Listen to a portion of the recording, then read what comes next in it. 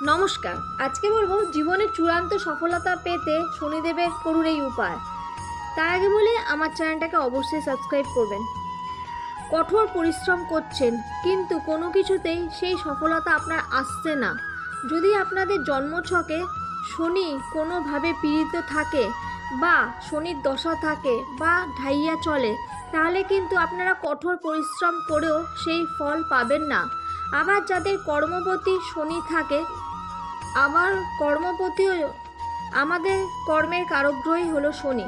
সেই কর্মপতি শনি যদি কোনোভাবে পীড়িত থাকে, আমাদের জীবনের সফলতা কিছুতেই আসতে চায় না এবং আমরা দারিদ্রতার সম্মুখীন হতে পারি বারবার। টাকা পয়সা সমস্ত কিছু সমস্যা আসে।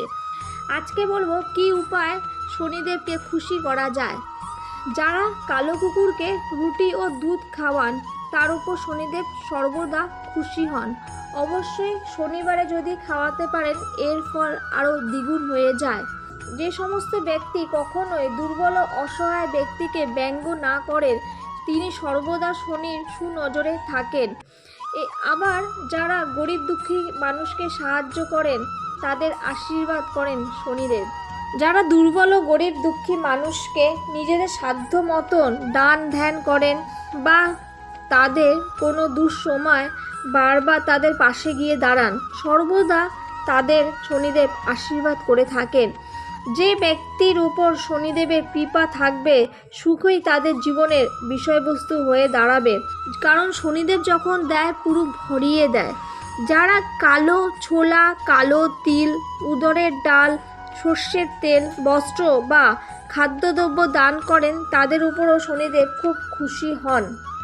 যারা শনিদেবের উপবাস করে, শনিবার করে এবং শনিদেবের পুজো করে দান ধ্যান করেন, তাদের উপরও শনিদেব সর্বদা খুশি থাকেন।